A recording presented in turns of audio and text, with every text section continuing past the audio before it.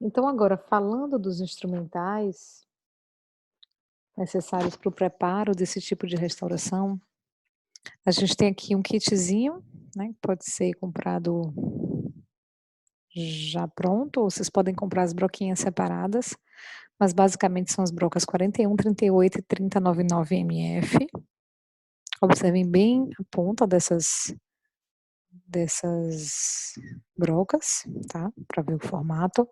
A 3203 é uma broquinha mais fininha, a broca 3131, a esférica 1014 ou 1016. E aí, começando com a técnica de preparo, a gente tem aqui o término, que ele pode ser em chanfro profundo ou ombro arredondado. Para fazer o chanfro profundo, a gente usa a broquinha 4138. E para fazer o ombro arredondado, a gente usa a broquinha 3099 mf de metal free, tá?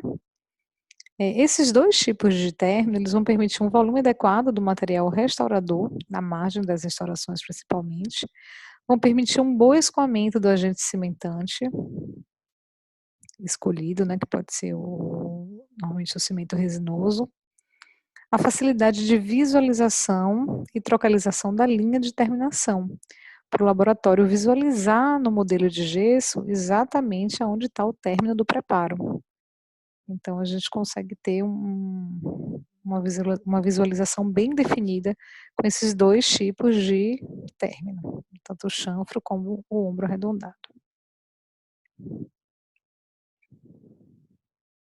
Quanto às características geométricas, tem algumas informações importantes que a gente precisa saber, né. Então como, esses tipos de restauração indireta têm uma característica adesiva, ela é fixada na unidade dentária através de cimento resinoso, garantindo a adesividade da restauração ao dente, então não é necessário que a gente tenha retenção nessa cavidade preparada, diferentemente de uma restauração de amálgama, por exemplo, que a adesão do amálgama ao dente é mecânico, né. Então, a forma de contorno ela tem que ser expulsiva, de 10 a 20 graus.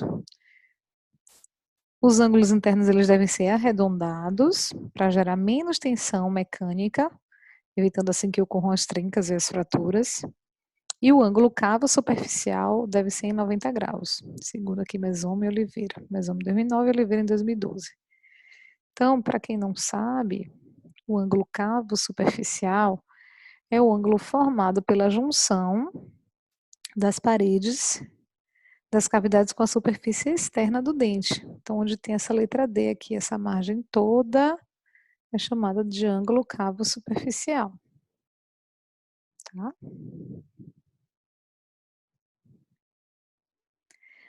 Nas restaurações do tipo inlay, as principais características do preparo devem ser, né, um preparo conservador, a margem do preparo ela deve ser supragengival, não pode ser subgengival, se ela for subgengival, é obrigatório encaminhar o paciente para que ele faça aumento de coroa clínica naquela região, tá? Indicada para molares e premolares com perda estrutural média na vestíbulo lingual.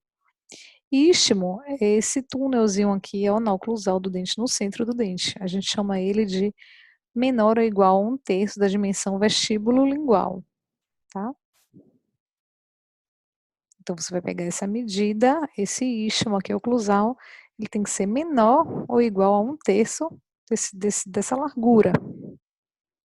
O que dá mais ou menos aí 1,5 a 2 milímetros. Justamente, se vocês observarem esse formato, ele é bem próximo da broquinha 3131. Então a própria broca já vai dar esse formato com a expulsividade que a gente quer. O contato oclusal ele não deve estar na interface restauração-preparo. Ela deve estar ou no dente, preferencialmente, ou dentro da restauração. Tá? Os ângulos internos eles devem ser arredondados, como mostra aqui, para evitar as trincas e fraturas da peça protética. E deve ter um afastamento proximal do lado que for para proximal, de 0,5, que é feito com a broquinha 3203, que é aquela broca bem fininha, mesmo utilizada para o preparo de coroa total, que vocês já viram. Então aqui mostra justamente, ó, os ângulos internos arredondados, aqui a face oclusal, o istmo oclusal, e aqui a caixa proximal. Nem todo preparo de inlay vai ter a caixa proximal. Ela pode ser só oclusal, ela pode ser ocluso-mesial, e ela pode ser ocluso distal ou MOD, que é esse preparo aqui, tá? Então, a expulsividade axiopulpar, de 10 a 20 graus, que é essa inclinação, tá? A parede gengival, ela deve ter de 1 a 2 milímetros.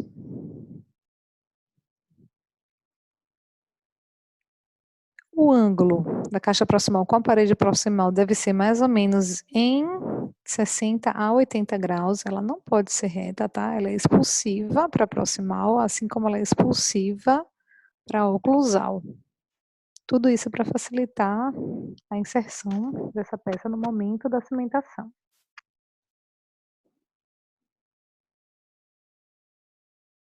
Numa onlay, as principais características são premolares e premolares com perda estrutural maior que 1/3 da dimensão vestibulolingual.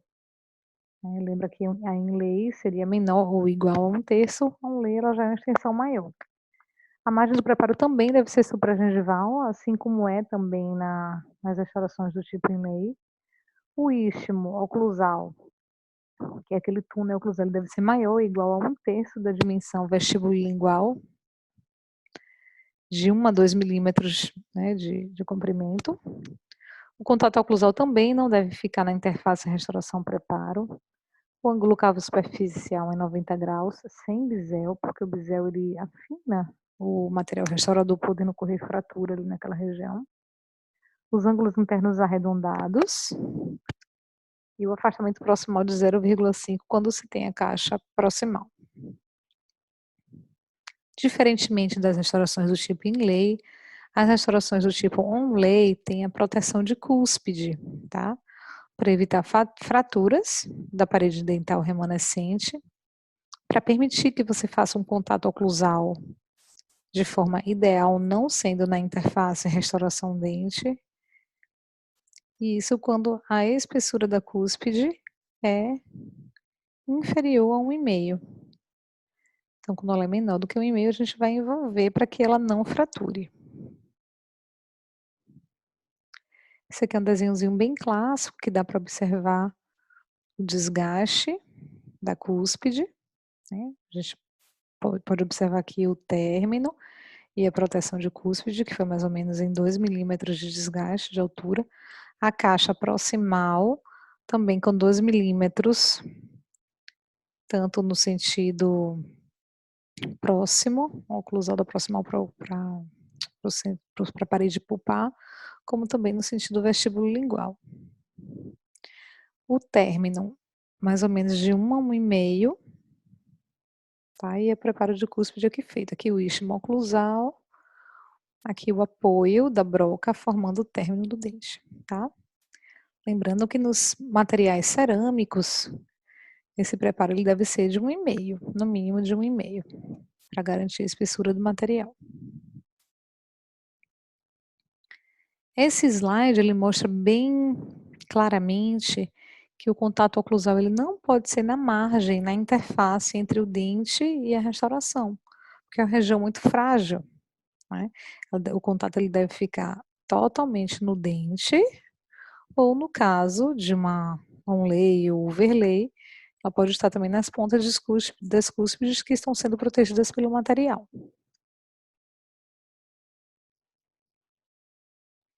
Então, quando acontece isso, a gente tem que jogar o contato oclusal, né, para a ponta da cúspide do dente, evitando na interface.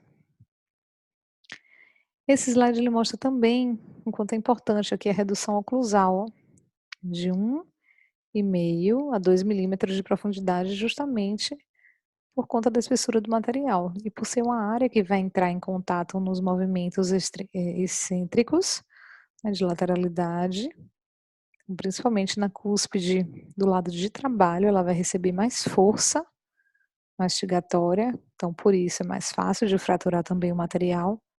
Então o desgaste tem que ser obrigatoriamente de 2 milímetros. Na cúspide de não trabalho, ela pode ser de 1,5.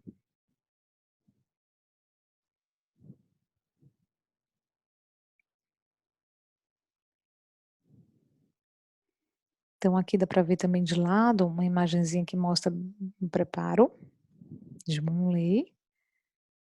As paredes axiais ligeiramente expulsivas, dando a visão aqui de 10 a 20 graus, tá? Que vai promover aqui o ajuste e cimentação da peça. Os 2 milímetros de altura aqui do istmo oclusal. A distância intercuspídea aqui de 1/3 das cúspides, e aqui o preparo das cúspides, que deve ser, como falado no slide anterior, de 1,5 a 2 milímetros.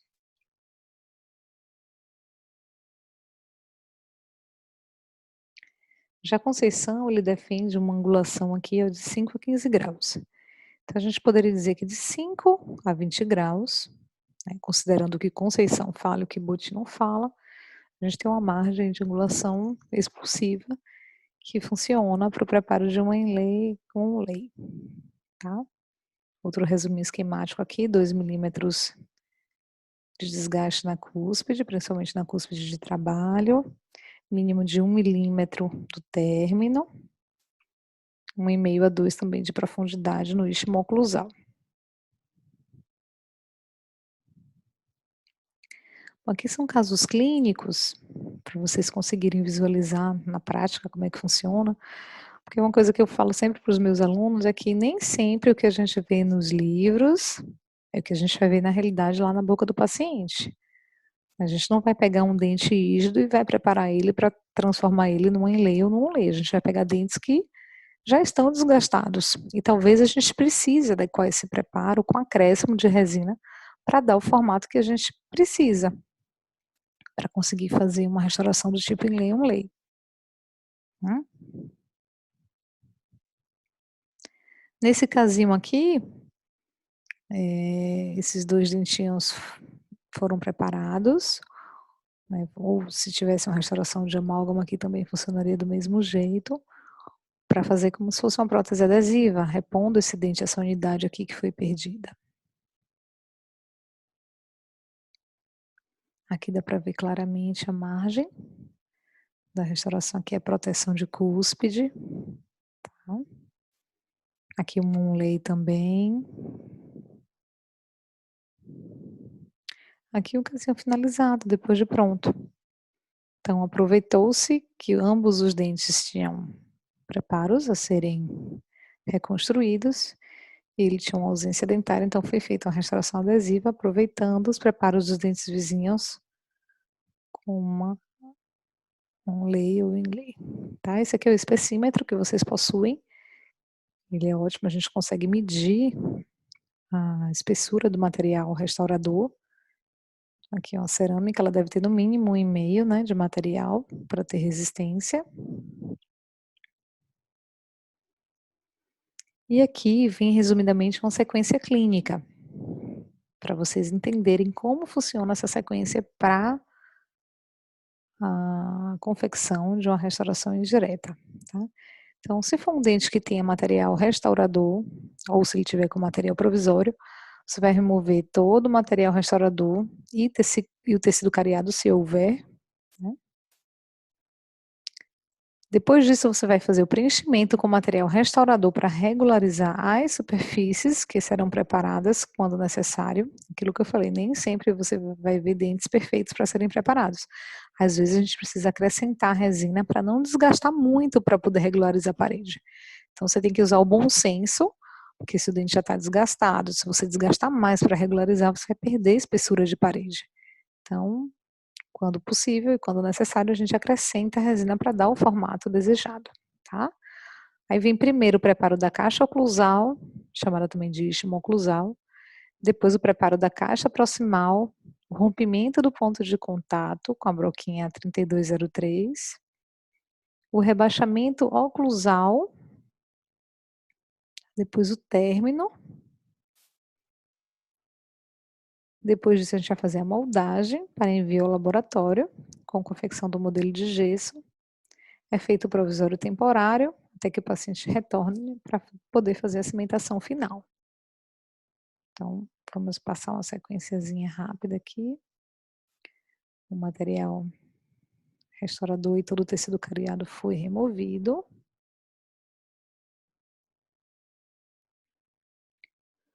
O provisório pode ser feito pela técnica de impressão negativa, que é chamada também de técnica da bolinha, ou com cimentos provisórios restauradores do tipo Cotosol, Bioplique ou o próprio cimento ionomérico. A moldagem, tá? É um importante passo clínico e eu digo que é a fase crítica desse processo de construção, porque se você erra na moldagem, você vai errar no modelo de gesso, e o laboratório vai confeccionar a peça protética em cima de um modelo de gesso que está errado. Quando for fazer a cimentação em boca, a gente vai ter um erro naquela cimentação, porque teve um erro, teve alguma distorção, algum passo errado na fase de moldagem. Então, o objetivo dessa moldagem, ela é reproduzir o preparo para permitir a precisão e a adaptação dessa peça protética na boca do paciente.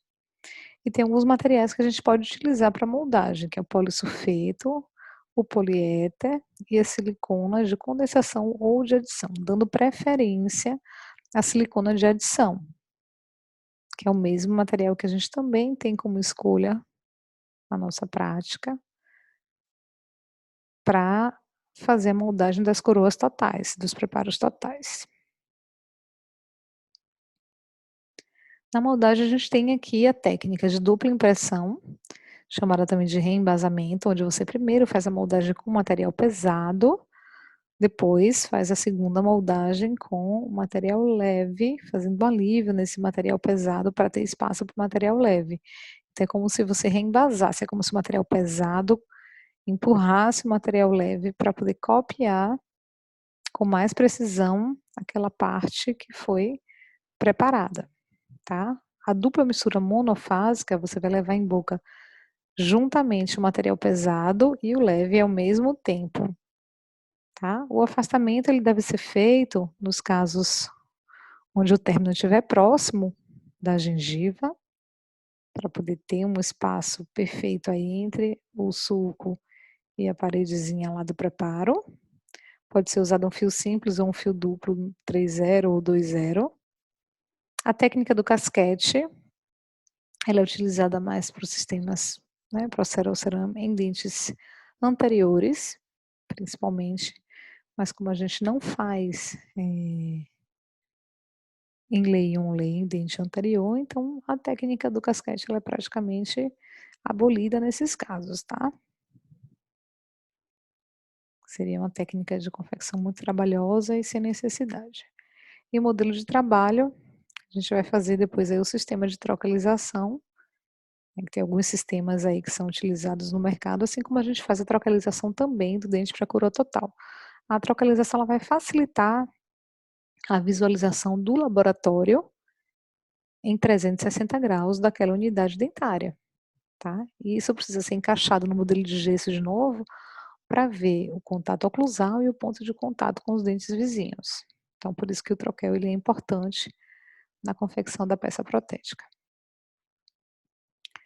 Essa aqui é uma moldagem bem característica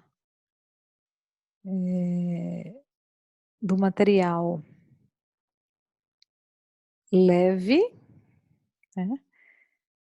Quando a gente faz a técnica da dupla mistura, onde você leva primeiro o material pesado, depois o material leve. Então, a maior parte da moldagem ela fica em material leve. E aqui é da técnica monofásica, quando você faz a técnica única, onde você leva o material pesado e o leve ao mesmo tempo. Então, acaba que o pesado escoa o material leve. Então, a gente diria que a gente tem mais precisão quando o material ele é copiado, o dente ele é copiado com material leve. Aqui o fiozinho para fazer o afastamento, para que o material leve consiga copiar bem as proximais, que é uma parte bem importante da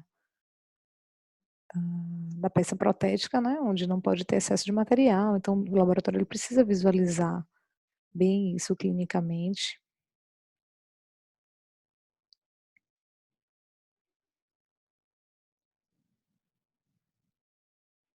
Então aqui a gente tem o afastamento gengival, a aplicação do material leve, tá. E aí o material pesado, que foi feito reembasado. Aqui é a técnica dupla, né, primeiro o material pesado, depois o material leve.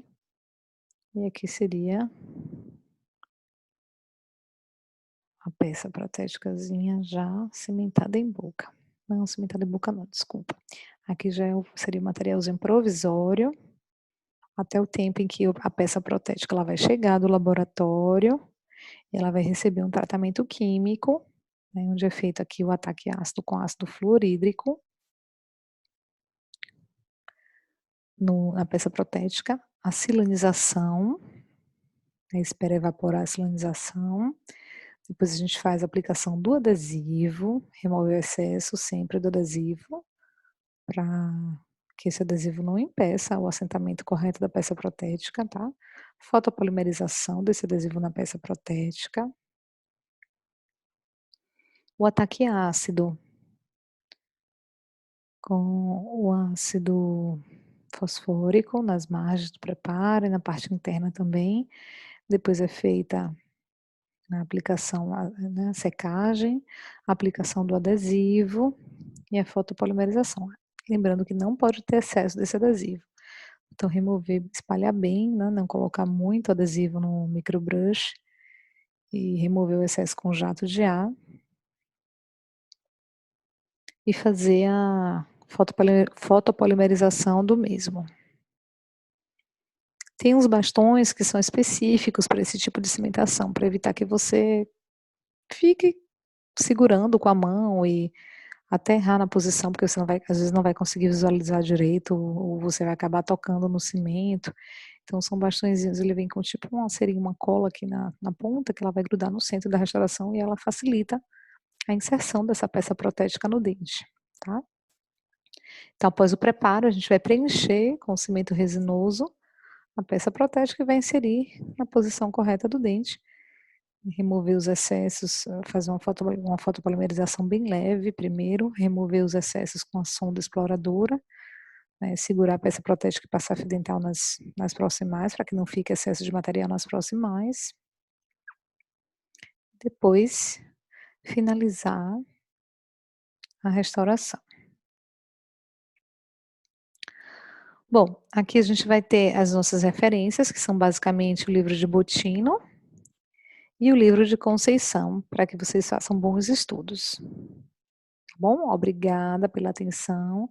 Qualquer dúvida, é só tirar a sua dúvida aí com um dos nossos